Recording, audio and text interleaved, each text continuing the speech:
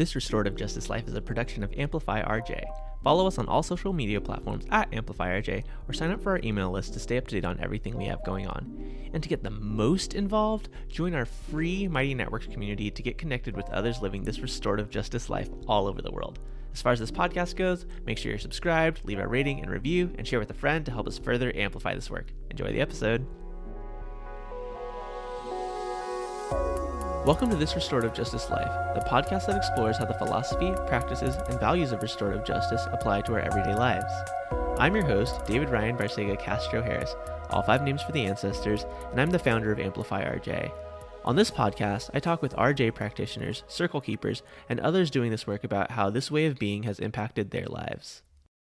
Jill, welcome to This Restorative Justice Life. Who are you? I am a New Yorker, born and bred. Who are you? I am a woman, somebody who identifies as heterosexual. Who are you?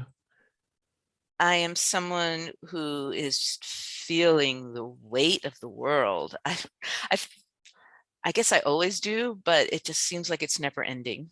We never get a break. Who are you?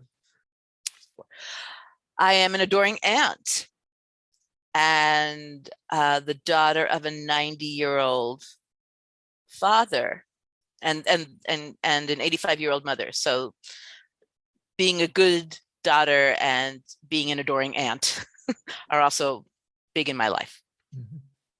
Who are you? I'm an educator. I'd like to believe that I am a teacher, and that what I teach makes a difference in people's lives, that it matters in some way. Who are you? I am a swimmer. And finally, who are you? I am someone who, dare I say it, survived the pandemic. I know it's not over yet, but it feels like we're getting there. And so can I sit back and breathe a sigh of relief and say, okay, made it through our collective tragedy.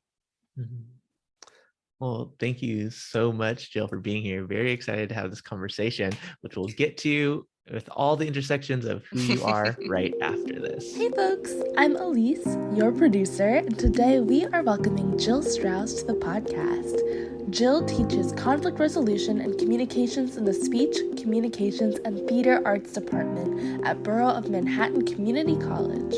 Her research involves restorative practices and the visual interpretation of narrative and difficult histories. You will hear so much more about sharing legacies and those histories in this podcast. And without further ado, let's get right back into it.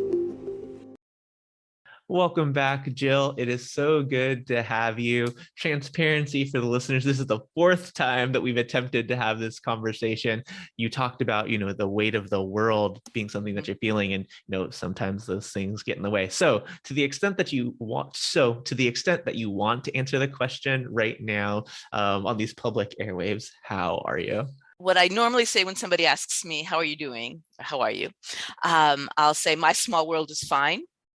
And that's my way of saying I am aware of what's happening in the larger world, that there is a pandemic, that Russia has invaded Ukraine, or Syria is under siege, or there is a war in Yemen. I mean, whatever else is going on, or other countries are terribly affected in so many different ways. But at least my small world is okay. And then I can't even say that right now because my neighbor upstairs flooded my apartment last week. And it is not the first time he's done that, but it's the first time since the pandemic. So I do feel especially fragile right now. Like I just don't have it in me to take it anymore, to deal. And that happened to be the day that happened, the day that we were supposed to do. That was the third interview, because the first one was the morning that 10 people were killed. or 10 people were shot at in the subway.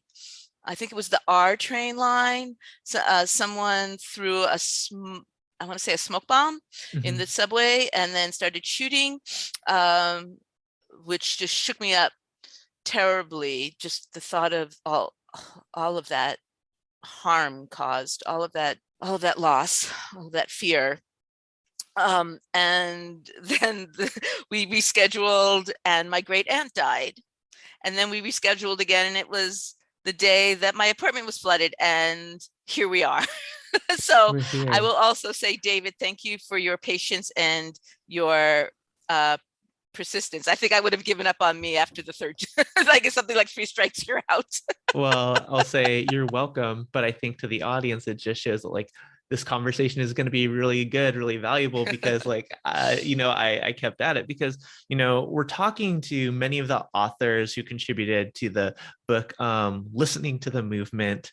It's an anthology of contributions from folks across the restorative justice world. And I loved your contribution. But before we get into like the nitty gritty of all that, you've been doing restorative justice work for a minute now, probably before you even knew the word restorative justice. So in your own words, how did this get started for you?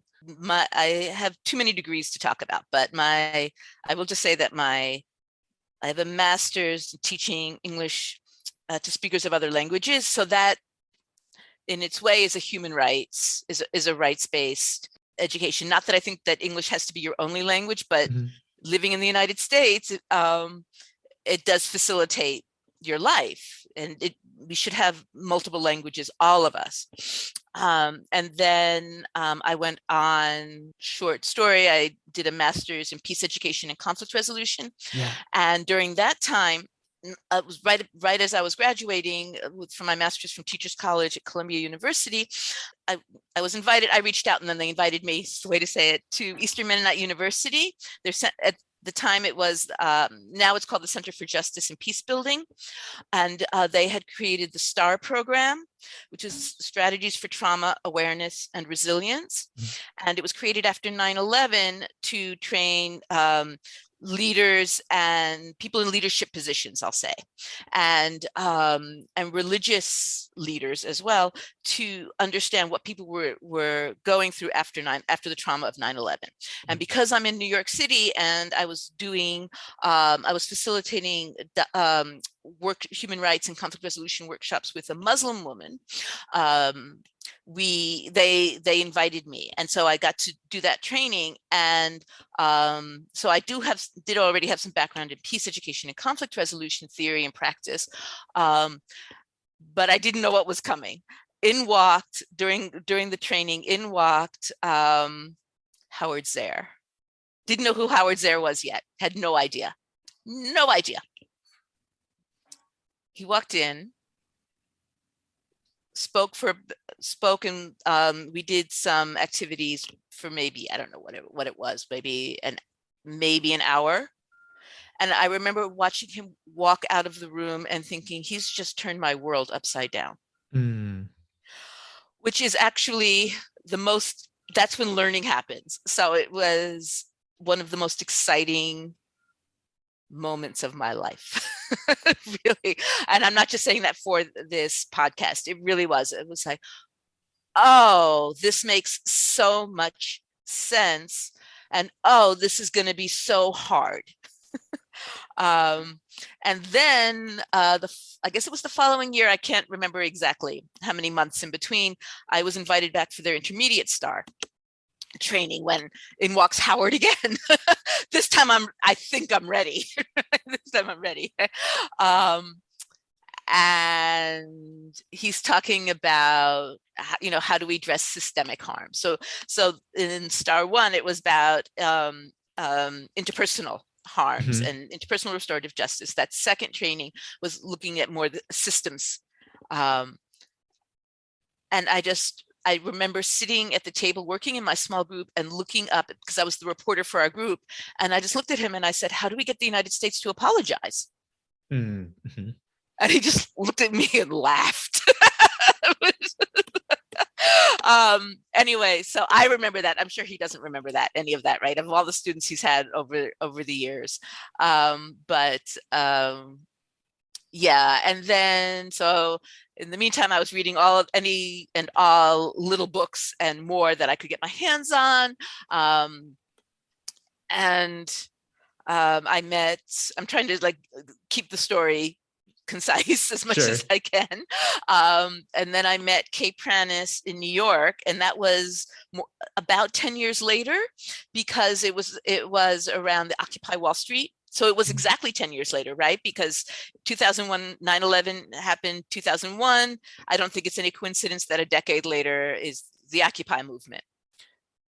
Kitty Corner to the World Trade Center site, by the way, for those who don't know New York City.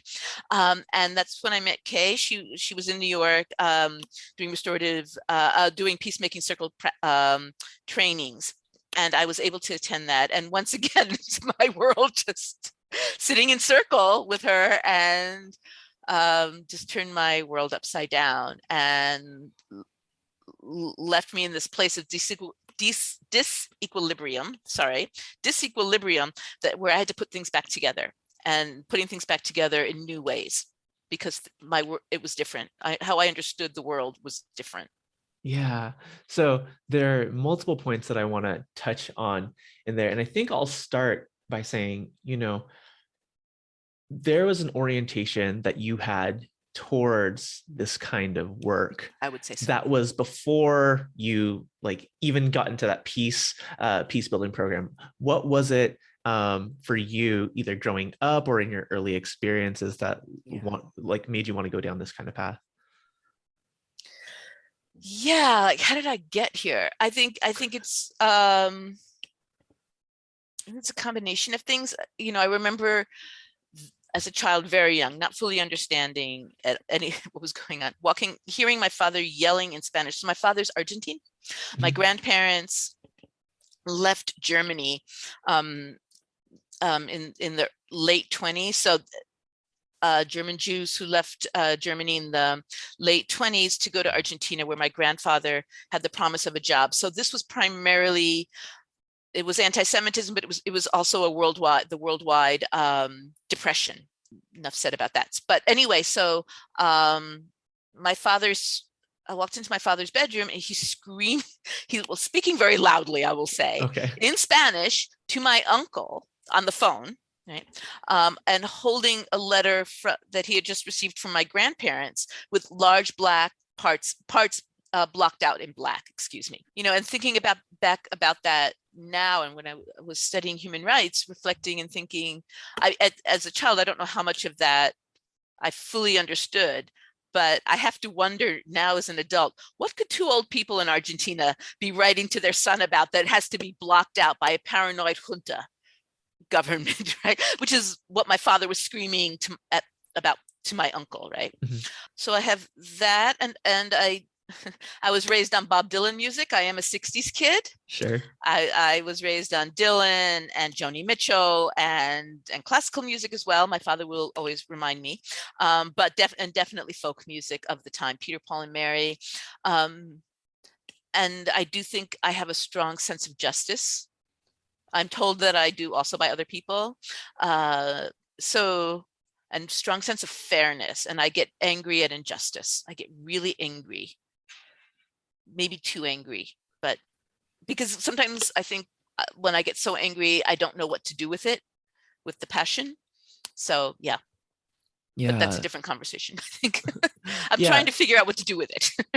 Well, and that led you down the path that you did on. Right. And going back to your initial story, when you had that encounter with Howard in that teaching, what were the things that made you feel like, oh, this is right and this is hard? What were the elements in there that were like, yes, and oh. Yeah. It was the first time that I had heard articulated in a way that made sense to me.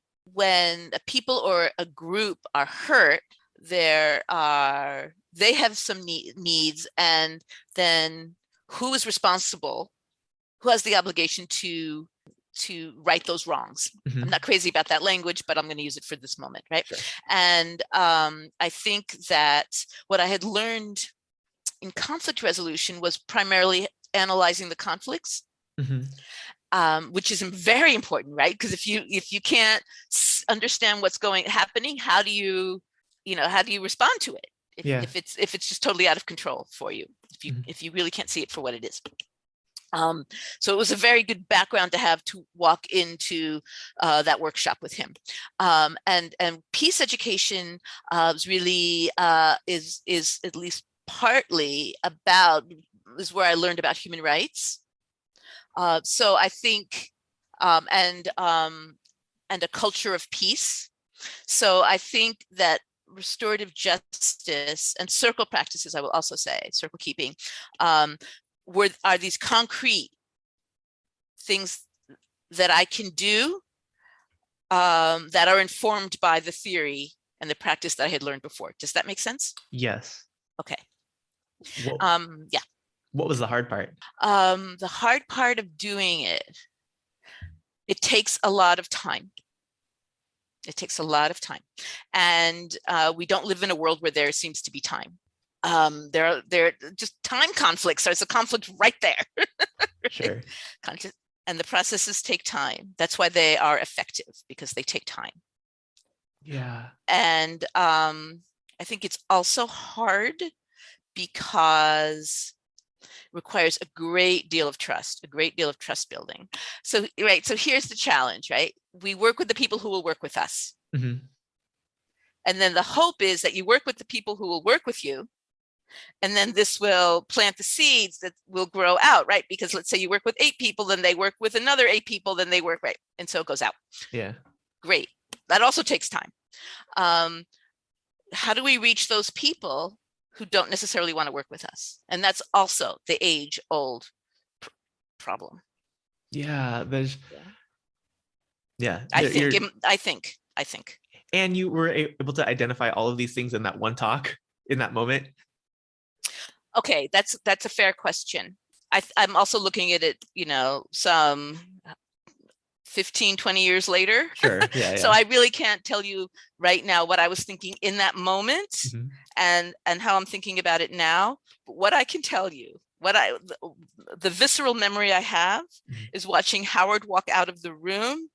And in that moment, I knew that my world was turned upside down. I know you can't, I don't know what pictures you're going to use, if any of these, but what I'm doing right now is I keep doing it over and over again, using my hand and sort of twisting it by my head, because I really did feel like everything was turned inside out. Gotcha. And I had to put it all back together, and I knew it was going to be different. Yeah. Yeah. But I didn't necessarily yet know what it was going to look like. And all of or that sound like or feel like, right? Right. And all of those challenges that you identify come with, the years of experience that you've had, embodying these ways, like the time that it takes, inviting people into processes when they don't want to, right? Like these are the challenges of restorative justice that we all run into as practitioners. But from there, you talked about how you learned more, you went into more training, you learned from Kay, you learned circle, and you continued to do peace building work, you continued to do your teaching. How did this framing of restorative justice, a new framing, new words that you had for work that you were doing similarly already, how did that influence the way that you were moving in those spaces? Yeah, so I was working for NGOs for a while, different NGOs, and those who have worked for NGOs and community-based organizations know that, or what often happens, not necessarily all the time, but what often happens is you get a 1 or 2 year contract for a project. Sure. So it's really just moving from job to job with the contracts and the projects and the funding, such as the nature of nonprofit work. And in the meantime, so I also have a background in art. I went to art school, and which I've also just recently come back to, and I'm doing collage work now, but that's which I am loving. So I went to art school. That's still very much a part of who I am. And I was living with this idea, and it comes out of restorative justice, actually, about the validation of being heard and being able to speak. And I know from personal experience that I can stop listening. Mm-hmm. Right. I can shut somebody else out. So I was wondering, the question that my burning question, what got me to do a PhD, well, and not a third master's degree, that didn't seem to make any sense. It was, well, okay, I can look away perhaps, but what if an image or some kind of artwork, something visual could convey an experience? Would people in conflict be able to see the other story? If they couldn't hear it, could they see the other story and find empathy, feel more empathy in seeing what had happened? So for this, I went to Northern Ireland to do my PhD. For several reasons. I did not, this is 2006. I did not realize that the United States was about to elect a Black man to be president. Mm-hmm. I did not see that one coming. And the seismic shifts that would happen in the country. And I had been to Northern Ireland, and I was fascinated by, I thought the work that was happening at the grassroots level was quite remarkable. And these are people who really wanted change. And so I wanted to try out. So speaking like a good researcher, I wanted to try out my ideas. I have learned, try out my ideas somewhere. But I did, to my credit, I guess, I did decide to go and live there rather than fly in, do my project and leave. At least I was there for a few years. And I tried out the project. What I did was I worked with art students from my university, and people who are their grandparents' age at the time, right? So that we skipped the parent generation. So it was a generation that had lived through that most recent period of the Troubles in Northern Ireland in the 70s and the 80s. And this younger generation that had never experienced that kind of violence, but also lived in a much more segregated Northern Ireland. And to hear those stories, and to hear those stories across religious identity lines. And then we had an exhibit of the art that was created. And I don't know that I necessarily got to test out the part about would seeing the other story create more empathy, but it did create a lot of conversation. The art did create conversation, and I know that it meant a lot to the people who participated. It meant a lot to the older people to have young people who didn't have to listen to them, who wanted to hear their stories. That mattered a great deal to them.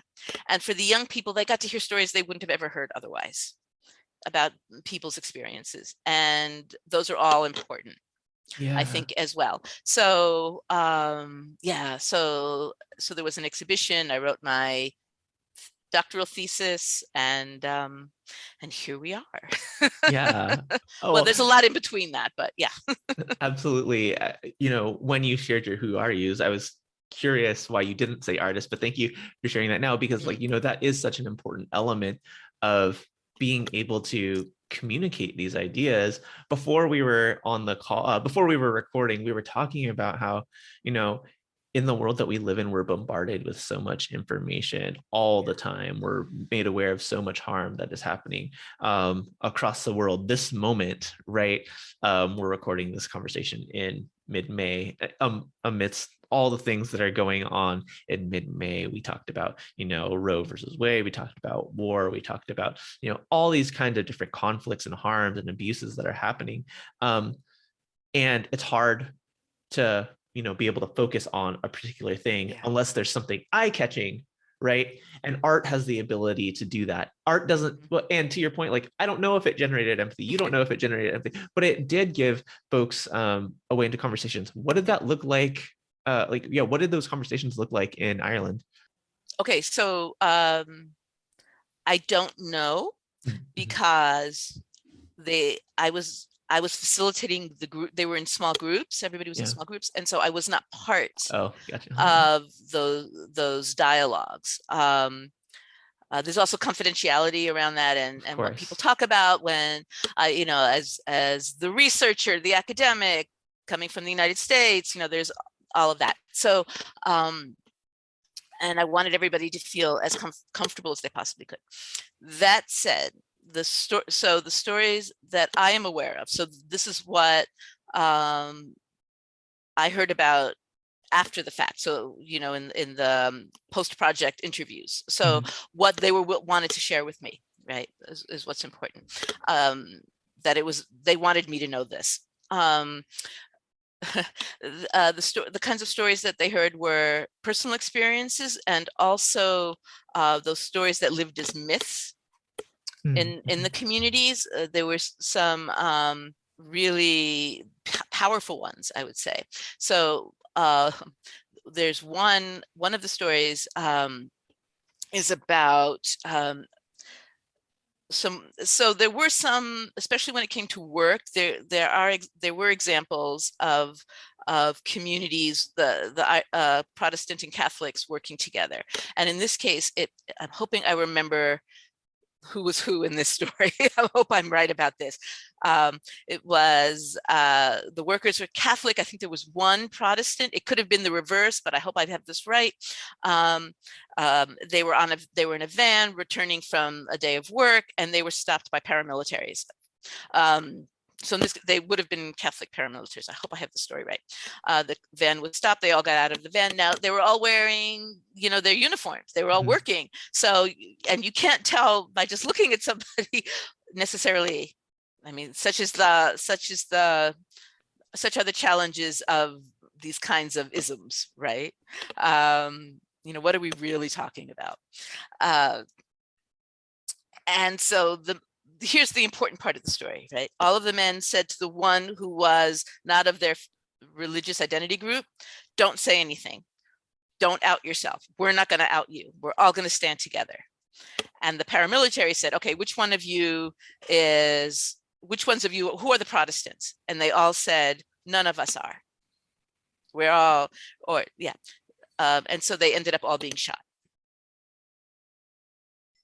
because they misunderstood who the paramilitaries were. Because there was an assumption that the paramilitaries were Catholic. They were actually Protestant. Like who's Catholic? So the whole thing got. So what I think is most important about that story, whether or not I got the Protestant and the Catholic right, is that there was solidarity in this group, and that there was a promise to their fellow that they were not going to give him up. That there was solidarity and friendship and support, and in the end they all died for it, which is what's the tragedy of the story, right? But there's also this other part. So how do we know that this happened, right? Is this right? If I'm not mistaken, the driver survived to tell the story. Yeah, and hearing that very arresting story, right, gives cause for pause, like for anyone listening, right, for any number of reasons. And this idea of like, how fucked up are these conflicts that we can't see each other like for the fullness of our humanity, which I think is in many ways at the core of what restorative justice asks us to do, right? How do we not see that we're all interconnected? How are we causing harm to each other? And when this harm happens, like, what are the things that we can do to make it right?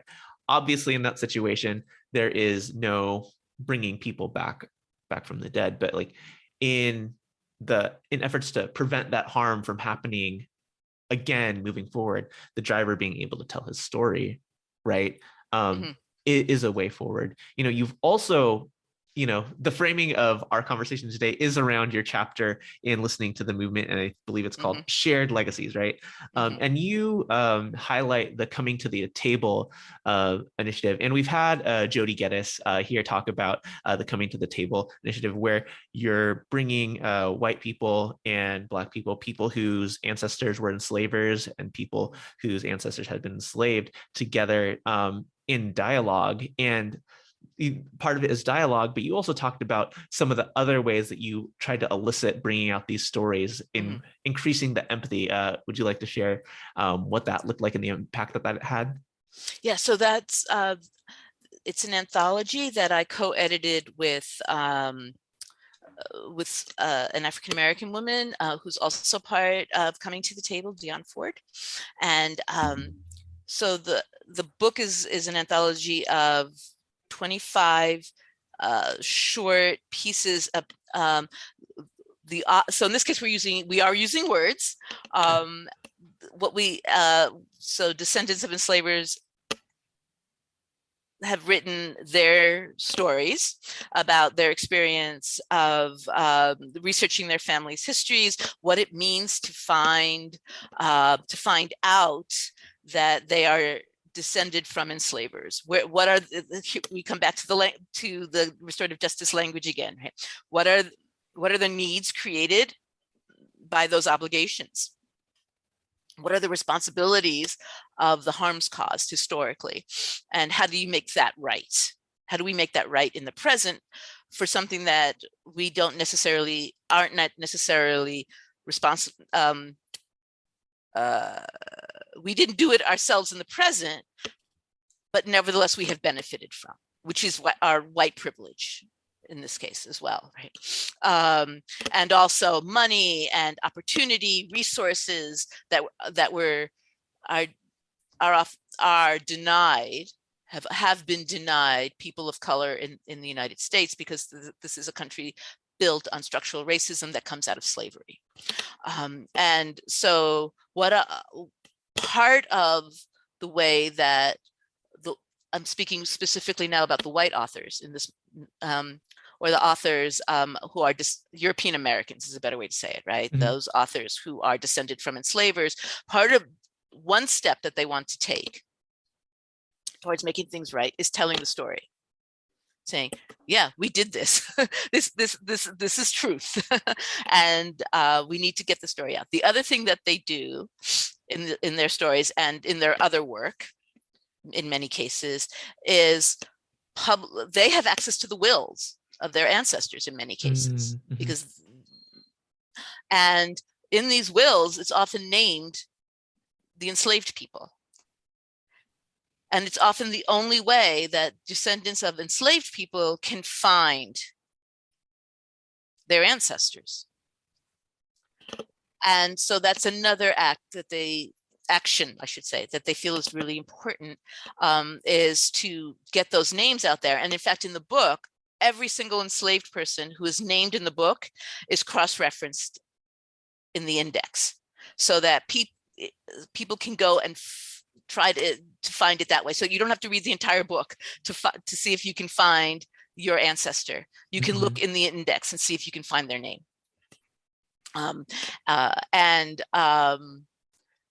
So they're doing that. That's what they told me they're doing, right? This is what they say they're doing. They said it to me, they write about it. That's what they're doing.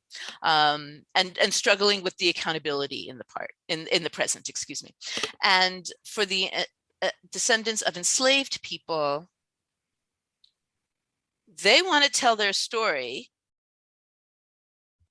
because to fill the gaps, to fill the absences of these experiences. So these stories, these narratives that have lived in families,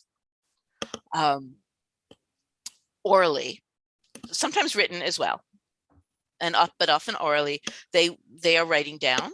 They are writing down their own research and searches for their ancestors and the work that they do, and what they find out and what that means to them.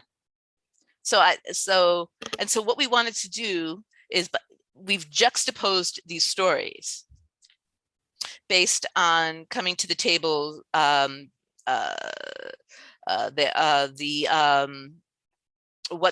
coming to the table's mission and vision. And so we've put them together that way. It's mixed, and what we hope is that people see in the reading a more complete, a more new and nuanced history of the United States. Yeah, is what we hope. So it's both the individual and the greater whole. Yeah, there's, to the question that you asked, Howard, about like, how do we heal the US? This is one element of like all the terrible things that like the United States as a country has done, and the individuals who were part of, upholding white supremacy, institutions of chattel slavery, etc. This is one part of that harm that like the US needs to heal. But, what is the impact that you've seen so far? So are we talking, when you say so far, in my lifetime? I'm just not, okay, never mind. I'm going to answer the question. Yeah. You can just answer it as you, yeah. Well, let's see. Prior, a lot of my world is pre-COVID and Sure. pre-COVID, and where we are now in our new normal, whatever that is. So the U.S., the Congress did vote to an apology for lynching. We have a lynching museum in the United States, and of all places, Montgomery, Alabama, right? At an institutional level, this is being talked about and acknowledged. Kicking and screaming for some people, but yeah, we are beginning to have those conversations that we need to have. Thomas Jefferson, it's acknowledged that Thomas Jefferson has descendants who are biracial, that he had those children with his enslaved woman, Sally Hemings. I'm seeing different, now I'm going to jump ahead to local government, city councils, local governments were putting up cameras, and we were being surveilled in a way that we hadn't been in the past. People were up in arms, but at the same time, it became possible to record on our phones, and the average person was able to flip that power. And we are able now to record the injustices that many of us live with daily. And that's empowering, right? Because the record is there, the record is kept. And I think that Black Lives Matter movement and people coming out across ethnicities, across class, across religious affiliation, it really hasn't been like this since the Civil Rights Movement. Coming out and into the streets and saying no is a huge change. Yeah. At an institutional level, it's harder. It's always for meaningful change, right? You can get the apology for lynching is important. Does it have any teeth? Reparations, conversations around reparations. I don't know where they're moving, if they are moving at all.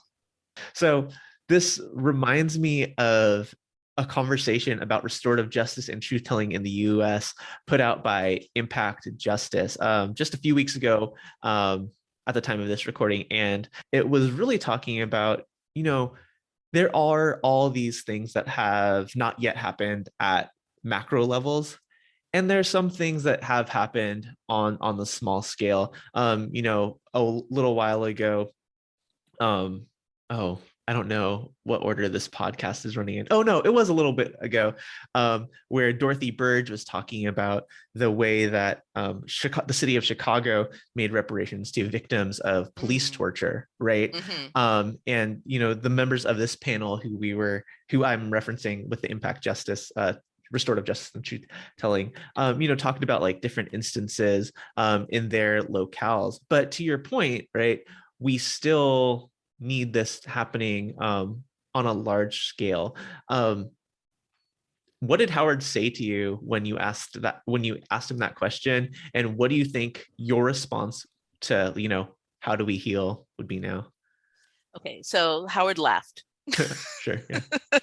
Because that's the, I now, what was almost like a child's question, an innocent question, how do we get the United States to apologize? Sure.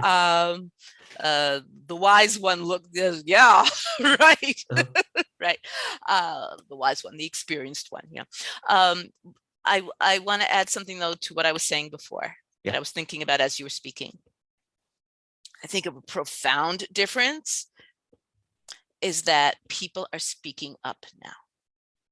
Right? People who are at the margins have a platform, a microphone, if you will.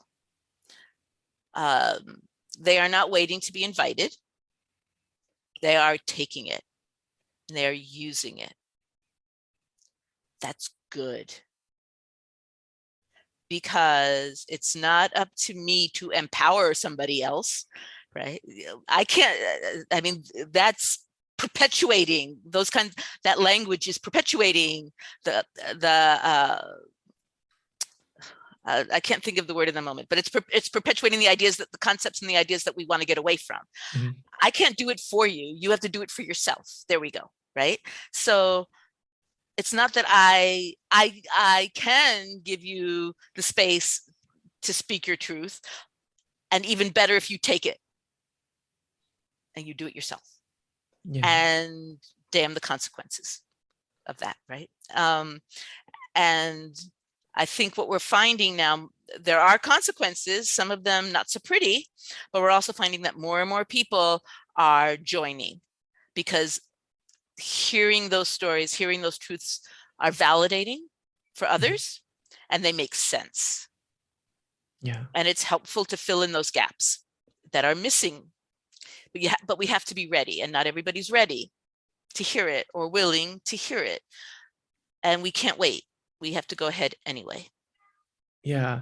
And maybe this is a bit of a rough segue, but some of the ways that you've done that, this is not just harm is not just like a black and white issue here in America. Yep. And harm happens across all different identities. You were telling me, as a Jewish person, right?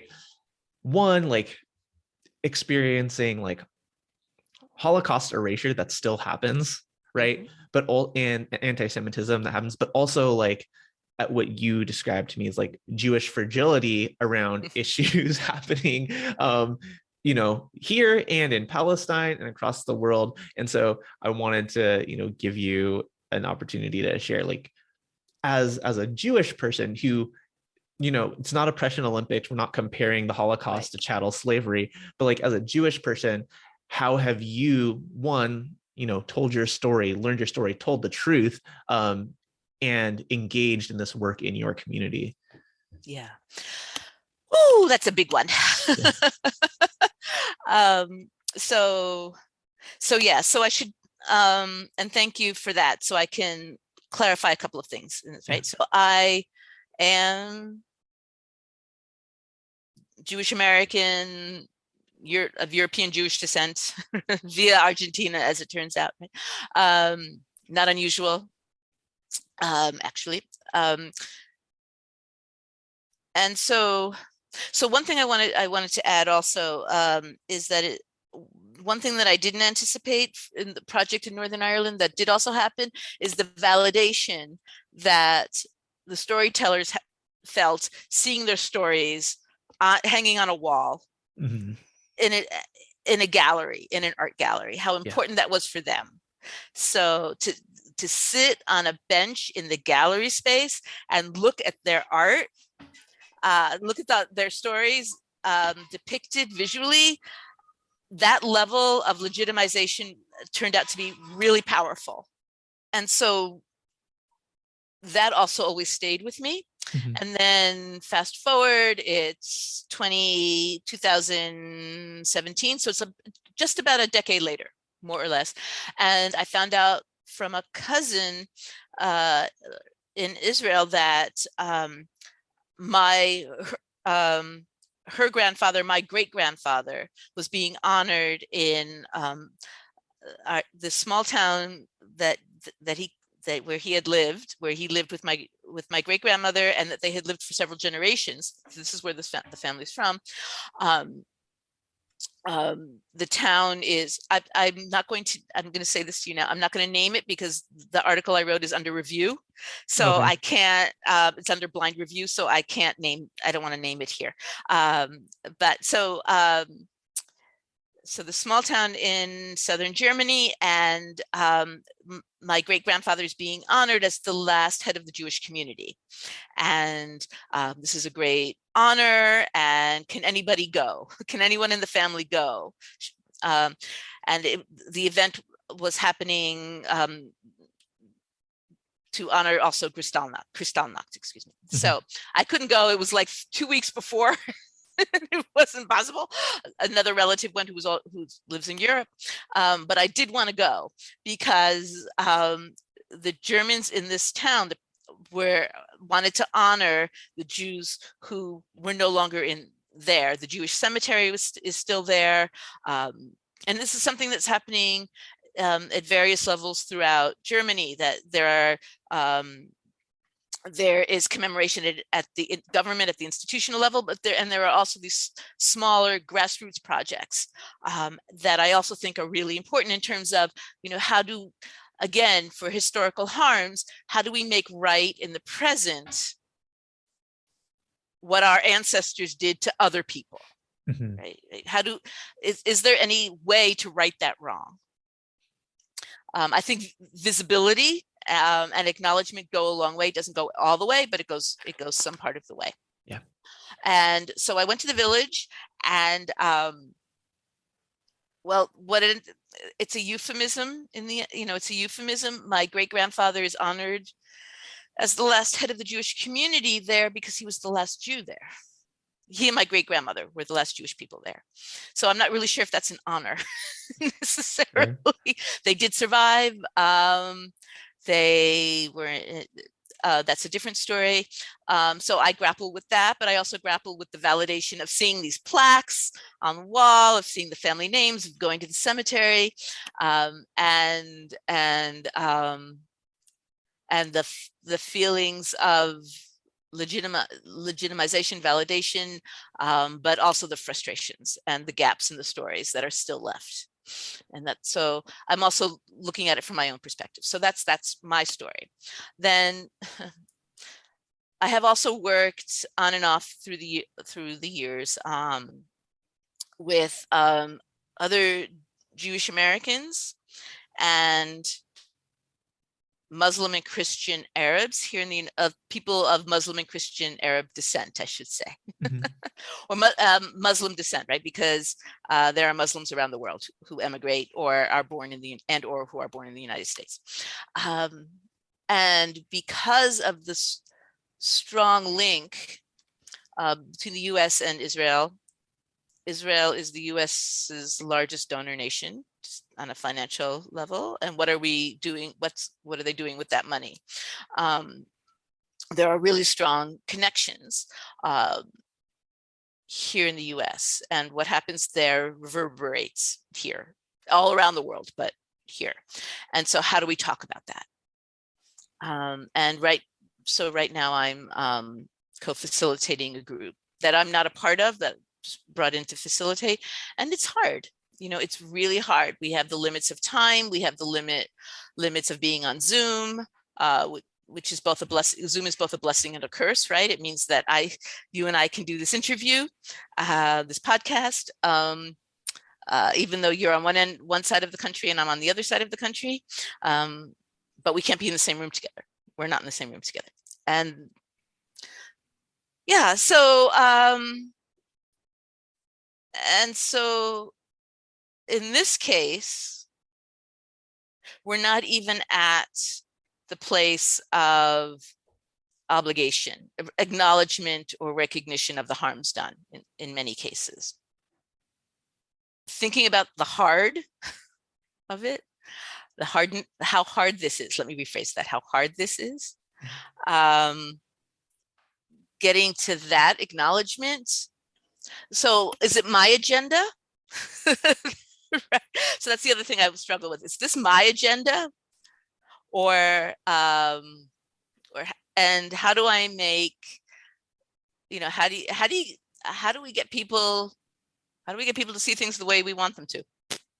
Right? Which sounds so un-RJ, doesn't it? So yes, in a lot of ways, it's much easier being a teacher because I have time. I have time to build and scaffold and engage in conversation and dialogue. And so I don't know. I'm really struggling with time right now, primarily time and not being in the same space, and how to do this kind of, I know there are people doing it on distance, but I think that this is part of our new reality. And I'm wondering what new skills we need to make it possible. Yeah, restorative justice is not about like mandating that people do a certain thing, believe a certain way, right?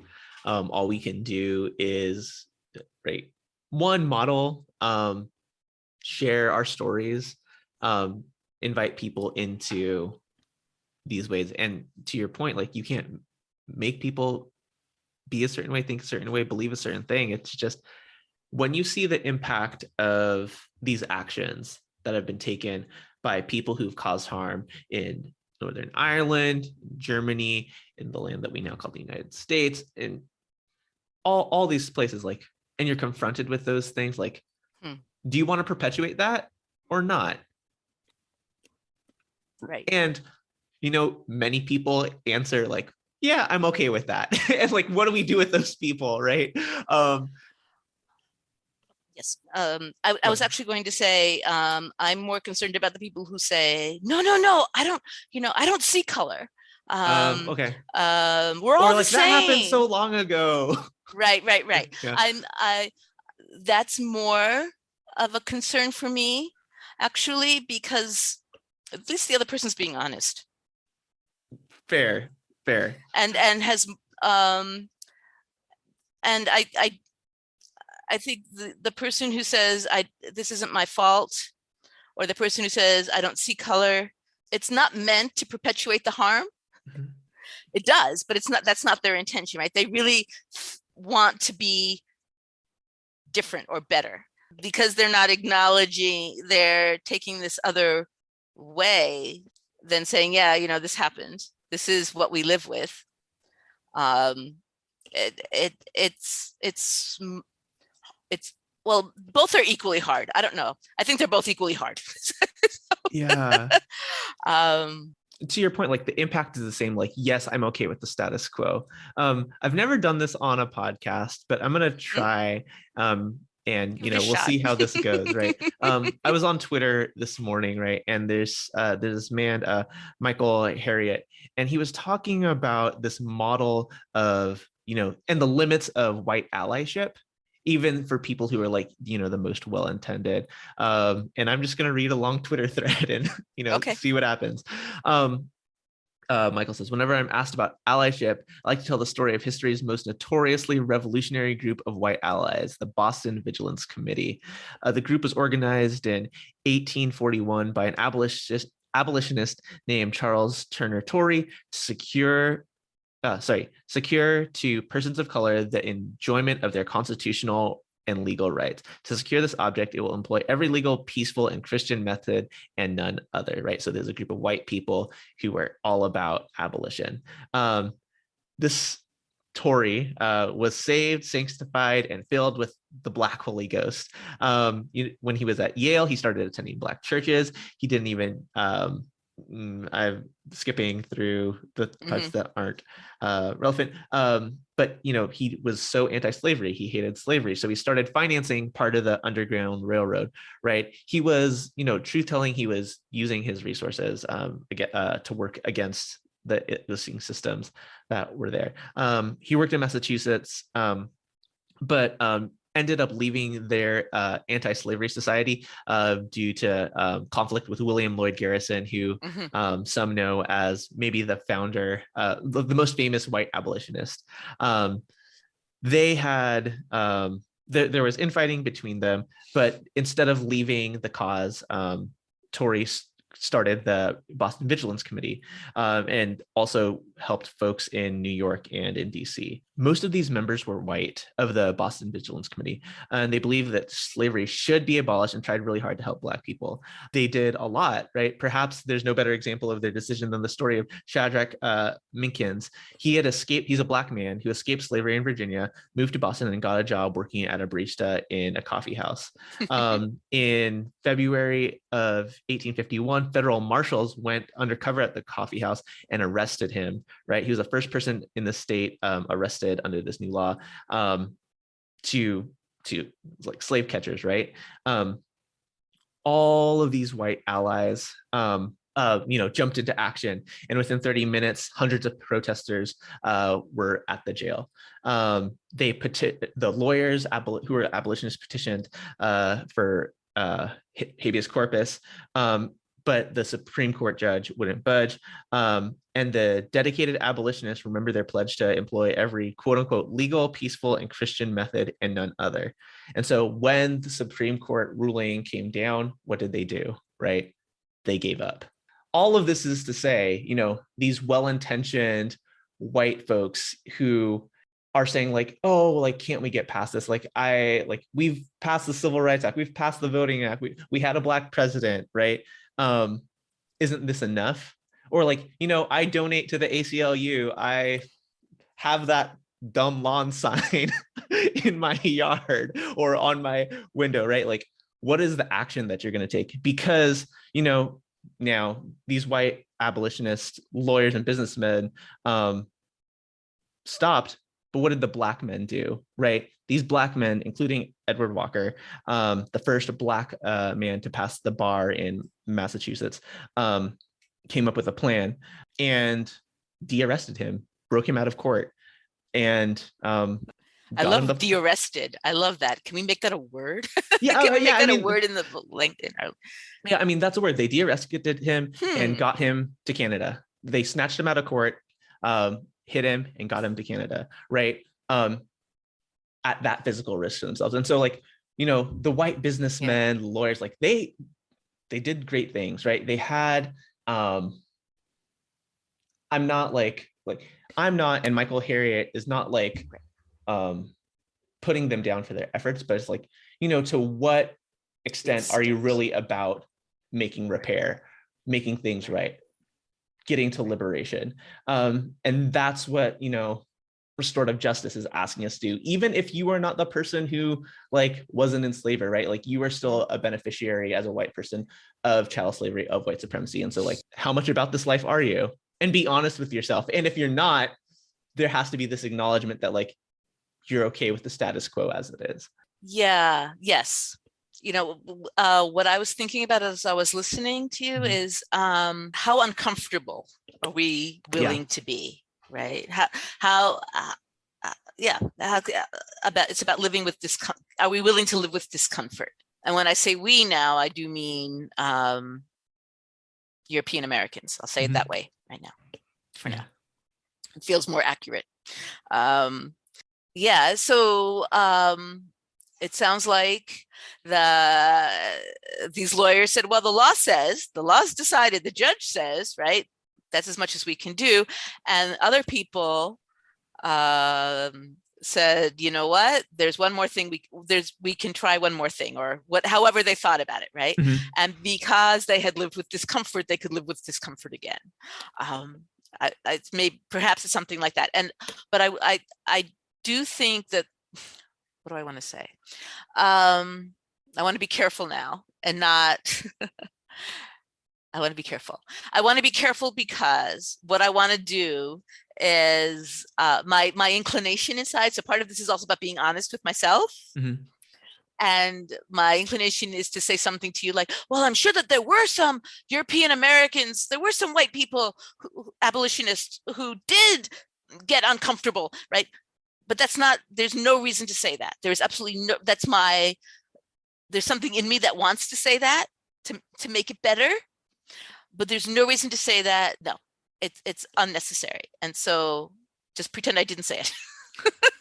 Well, I mean, but more importantly, that I recognize that, right? That I recognize that it's unnecessary to say that. And I have to question myself, well, why did I want to do that? Because if I want to be better, right? If I want to be better.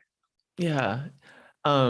Thank you for going there. And the intent of sharing this story was not to elicit that response out of you, but it really is like when we are talking about repair, when we are talking about healing this country, like what are our limits of uncomfortability, unsafety, all of these things. And we've got a long way to go. I think what is comforting to me in circumstances that seem very dire and sometimes hopeless is that we've been dealing with white supremacy on this continent for, hundreds of years at this point, and chattel slavery was abolished 160 years ago. The impact of that, the impact of genocide of indigenous people, right? The impact of homophobia is like that has been entrenched in all of the ways that our laws are written, the way that all the ways that our laws have been written to exclude people who have been on the margins, whether they are quote unquote undocumented immigrants, right? Like all of these things, like they've been on the books. They have existed for a lot longer than even like in this current moment, like it has been like in the public consciousness to like fight against. Of course, along the way, people who have been impacted across those marginalized identities has always been pushing back, right? And now people who are, I think now more than, maybe not more than ever, but because to our point about like these stories being told and amplified using digital media, using art, using all of these things, these stories are getting out there and do elicit empathy. I don't know that like that empathy always leads to someone like going out and de-arresting folks, right? Going out personally making financial reparations for harm that their ancestors have caused. But through efforts like coming to the table, efforts like these different art exhibitions, these different storytellings, and like I'll say this podcast and other things that are happening in the public sphere, people are coming to more consciousness. So thank you for going there with me. I hope that was generative for the listeners, because I kind of just pulled that out of what was in my brain this morning. Well, it was in your brain. It was also in your heart. Yeah. Right. And I appreciate you trusting me with that. Yeah, absolutely. Go ahead. Oh, I want to come back to the art for one last moment. One last moment. And the digital, because you brought up digital media. So I've been working with a digital media artist and educator for a few years when I can at CUNY where I teach. He's wonderful. Will Roberts of Augmented Pictures is wonderful. He'll take whatever I can pay him. For him, it's service. So I get a small grant, he takes whatever it is. I get a bigger grant, he takes whatever it is. Anyway, not to say that it's all about money. For him, it isn't. For me, as again, a white person who is salaried, it's very important to me that someone of color is also compensated for his work. Right. If it's work that if I have anything to say about it, right. So, even if it's a symbolic amount that happens. So anyway, we've been using augmented reality in my classes to make visible these marginalized histories in different ways. And then the pandemic happened. And it happened. How many times have I brought that up today? Anyway, and we were virtual and we were dying. New York City was hit hard early on. And it was, my students are primarily of color, first generation working class. It hit those communities particularly hard. And I was in mourning. It was also the Black Lives Matter marches. George Floyd had been murdered on camera, literally. I was grieving, and I felt like if I was grieving, then my other people are grieving too. I'm not so special. So when classes started again in the fall of 2020, with Will, we had the students making and thinking about trauma and trauma-informed pedagogy. We wanted them to have a chance to share their stories and hear other people's stories about what they were going through, because we were in class virtually, isolated as we were, but how could we build community somehow? And then how did they want to memorialize their experiences of the pandemic? And we did this in virtual reality. We did this in augmented reality, and the students made their own memorials that there is an online exhibit of on my college's website, which is a kind of a validation. These are the people who are never asked. People most directly affected are never asked how they want to, well, I shouldn't say never, that's changing too, but are almost never asked how do they want to honor their experience and the experiences of their families and the experiences of their communities. And that in itself is a kind of a validation. So I'd like to think that I created the conditions for these people who are primarily people of color, working class, first generation, to work together to honor their experiences. And doing it with virtual reality makes it possible to do it without it quickly and without any imprint, if you will. But nevertheless, it feels like it's real when you're looking at them. And so from that, and with another colleague, we got a grant to collect oral histories of people in East Harlem, East and Central Harlem, West Harlem, here in New York City, and then memorials are being created out of those stories as well that will be in Central Park, so in augmented reality. So again, this idea of the people most directly affected, some of the people most directly affected who never get asked, and being able to share those experiences visually with other people, with people like themselves in their communities. Yeah. Is, I think, another kind of, it's another way to address harms. Yes, we can't bring the people back. I can't bring the people back, but I can create an opportunity to honor those who have been lost. Yeah. Is that publicly accessible for folks who are listening? Yes, the student work, I can send you the link for the student memorials and their artist statements, which are also online. So you can also read about what the student groups were thinking about when they created their memorials, and how they did that. And the project in Harlem is not, the launch will be in July, and then the book is coming after that. The exhibition, the online exhibition and the book are coming following that. That will be fall, spring of next year. The exhibition will be first, I'm sure, because that's the easier part than publishing an online book. Is much more involved. So I can send you those links as things come up, if that's of interest. Thank you so much for all of the wisdom and experiences that you've shared. But now it's time for the questions that everybody answers when they come on this podcast. So in your own words, define restorative justice. Restorative justice is making things right to the best of our ability. Mm-hmm. Yeah. As you've been doing this work, what's been an oh shit moment, and what did you learn?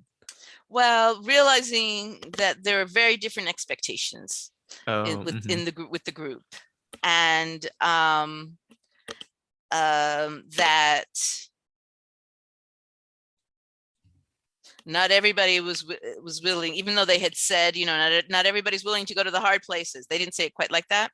Wasn't phrased quite like that, but experiencing that, again, a visceral experience of just being lashed out at because they didn't want to go there, was enlightening. Sure. To say the least. Now, on the one hand, I'll say that it's right, people who are in a group should not be sheep, right? They should speak up and say, no, this isn't okay with me. But on the other hand, if you say, no, this isn't okay with me when things are getting uncomfortable. Versus unsafe. Right. Well, okay, now here's the thing about unsafe. I don't know even what that means, safe or unsafe, because if does safe mean that you don't have to hear what you don't want, what makes you uncomfortable? What does, how do we feel? I think there's a difference between feeling respected and feeling unsafe. Right? I don't want to feel unsafe either. It doesn't feel good. But how am I going to learn? Unless, how am I going to learn? Yeah. And who gets to decide what's safe? So again, the individual should decide. This is complicated. You want to know shit moment? All of these are all shit moments because they're hard. Yeah. All of this is hard. And that doesn't mean we don't keep trying. I think one of the challenges of being virtual is that we don't get that closure. We don't get those opportunities to hug each other in spite of our differences. Right? We don't get that chance to say, I disagree with everything that just happened here, but I respect you as a person, and I'm grateful for our relationship.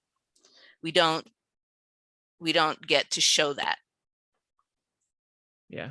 And yeah, so that's what I'm living with right now, like how to fix that, because there was a lot of harm caused, not just by me, right, but there was a lot of harm caused, and I did cause some of it. And I have to own that, and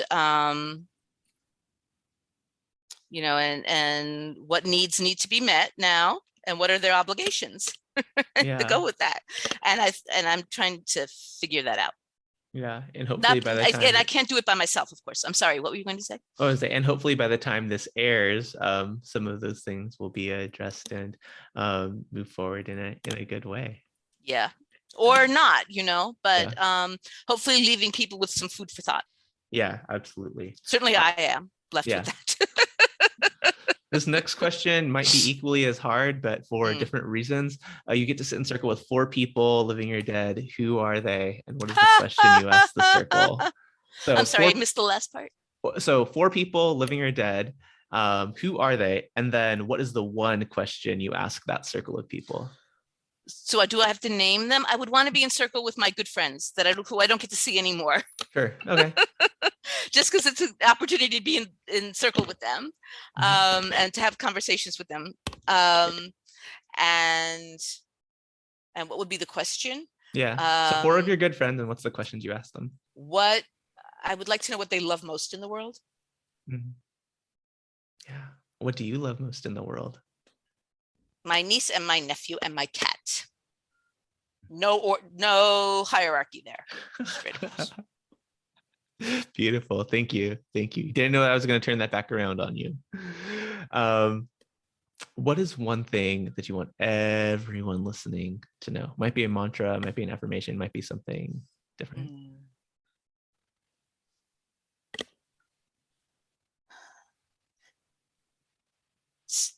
As hard, here's that word hard again, right? Let me find a synonym. As difficult as it can be sometimes to give everyone the benefit of the doubt that we are all doing the best that we can. This one requires a little bit of homework for you. Who's one person that I should have on the podcast? And you have to help me get them on. Yeah. There's a woman she worked with. I wonder if she's still there. I didn't know Erica had left. Okay. A lot has happened. Yeah, so I need to give that some thought then. Yeah, it sounds like some people have moved jobs and so on. Absolutely. Well, last final question. We've mentioned some of them already, but how and where can people support you and your work in the ways that you want to be supported? Please take a look at my students' work and the Harlem members' work. When I say the work, I mean their memorials when they're up and online. And please leave your comments. There are spaces. Your affirmations, are appreciated. And I guess if you have the courage, read my articles. I don't know. Tell me what you think, the good, the bad, and the ugly. Beautiful. Well, we'll link a Take lot my of classes. that stuff. Well, I don't know that we're going to have people signing up for college courses, but we'll definitely link your students' work and some of your writing in the show notes for folks to engage in. Also, the book, Listening to the Movement, is available for sale. But thank you so much. Oh, go ahead. Oh, and I was going to say, Slavery's Descendants, Shared Legacies of Race and Reconciliation, which I don't think I gave the title for before when I was talking about the book that's 25 contributors from Coming to the Table, Descendants of Enslaved and Enslavers. Yes. That would be great. Read that book, please. Yes. And definitely just pull that up, and we'll definitely get that in the show notes as well. Anything else you want to leave the people with? I appreciate everyone who does listen to this. I appreciate you, David, very much for the invitation, and again, your patience. And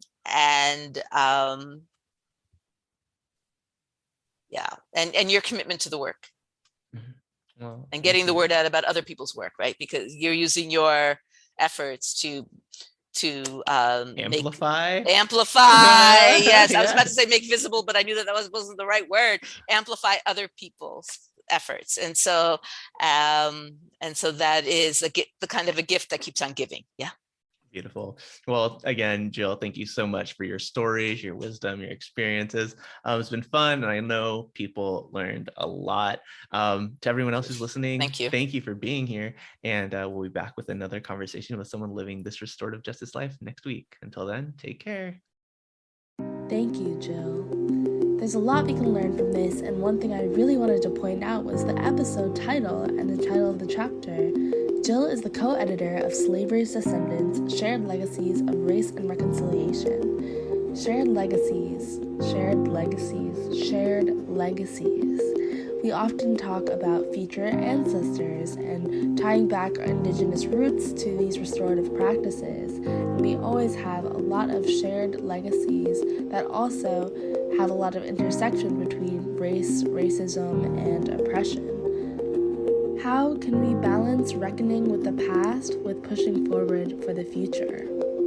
Another conversation that I was having that relates to shared legacies is about future ancestors. One of the things Amplify RJ does and has on our merch and a lot of our different platforms is future ancestors. You can definitely join and check out our merch on our website.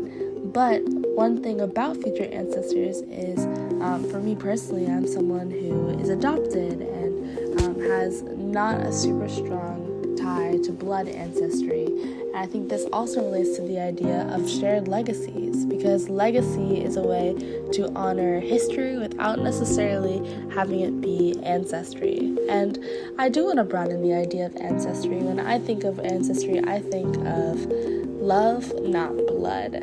Ancestry is of love, not specifically of blood.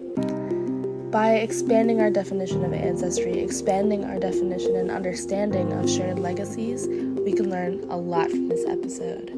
As always, thank you so much for listening, and I'll talk to you next week. Like what you heard? Please subscribe, rate, review, and share this podcast on whatever platform you're using right now. Or if you're old school, tell a friend.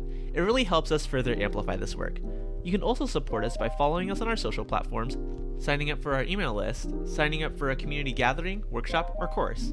So many options. Links to everything in the show notes, or on our website, amplifyrj.com. Thanks so much for listening. We'll talk to you next week.